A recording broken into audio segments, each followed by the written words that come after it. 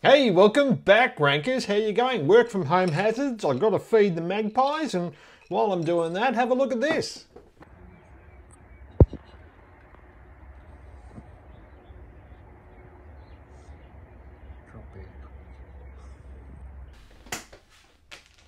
That wasn't a euphemism, by the way. More about on that video at the end of this one. Anyway, stay tuned. Today, I just wanted to bring you up to speed on this client we started with about a month ago. It was on the 10th of October. And I'm just looking at the time, I'm comparing since we've been on board, since the time previous. And you can see here, all these little voice balloons here, that's our annotations, which we won't have in GA4, which really sucks. We're probably gonna have to do a spreadsheet or something like that. But if you are making changes to your site, and you should be, make sure you annotate somewhere, write it down in a diary, something. Because if something does go wrong, you need to be able to go back and have a look and see where those changes were made. And sometimes the effect of a change you won't see for a full cycle of a month. And some of them you're not even that long. It might take 6 months. And if you don't have that written down, you can't go back and have a look and go, that's the thing. And it can be very, very small things that you might think are insignificant. But if it's got anything to do with the way that the site functions or the way that your shoppers use your site, write it down. Really important. And we can see here, when we go back and we can see our changes, we can understand why we're 49% up in our revenue since we started. Now, you might think that's great, and we don't. We estimated we should have been higher than that already. We're about 5% behind because we keep a running tally of our budgets and we look at them daily to work out whether a client's ahead or behind. And of course, we like all our clients in the green. We don't like to see red on our spreadsheet. Now, we know this client had problem previously with mobile, and they've also got a problem with organic. Organic's starting to slowly come back. And here's another thing with organic. When it starts to slowly come back, if you've taken a big hit in your organic, your e-commerce conversion rate is going to drop for organic. And the reason for that is if you've taken a big hit in organic, typically you're still getting your brand traffic, and your brand traffic is going to convert higher than any other traffic. So when that organic traffic comes back, your ECR for organic is going to drop. That is natural. So what I'm looking at now is ads, because it gives us a really good picture of what's possible, and really easy to look at the difference between desktop and mobile. You can look at it quickly because you've got those buttons there. So this is everything. We can see it's 49% up. So if we're going to have a look at mobile, we can see it's only 5% up in revenue, and the e-commerce conversion rate's only up 15%.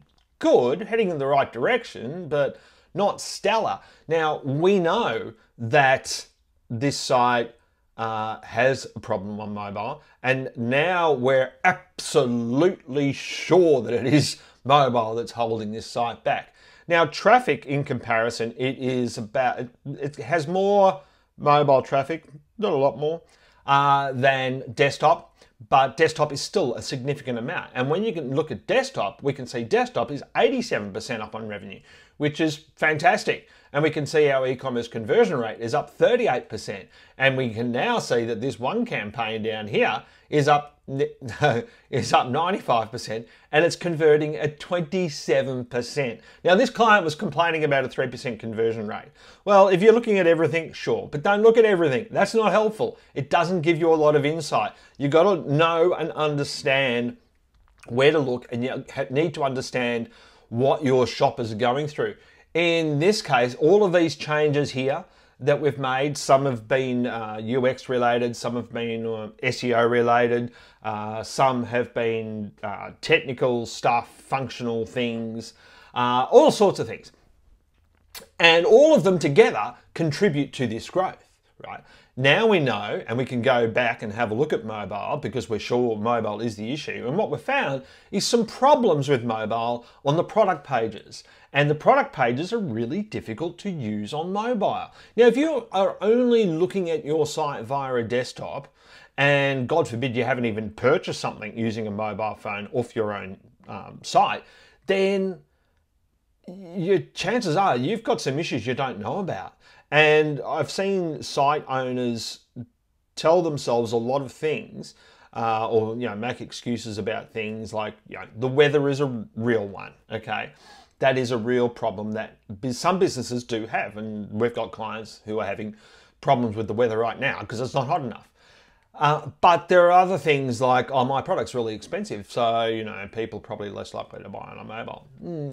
These are assumptions. They're not backed by data, okay?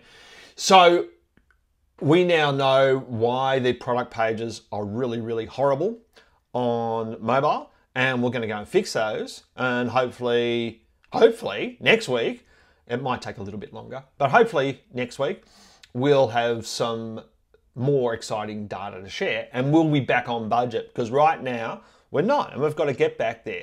If you'd like us to have a look at your site to see if you can grow quickly like this client is, then just email me, jim@stuartmedia.biz, B-I-Z, or jim@stuartmedia.com.au. Either one will do.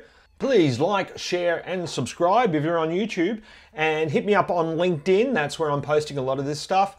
And hopefully doing some advertising soon on Twitter. See how that goes as well. Thanks very much. See you next week. Bye.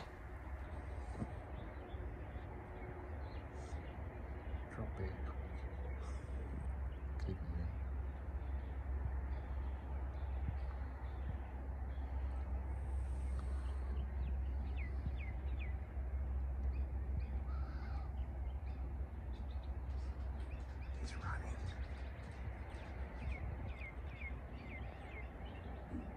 Quick, Roberta.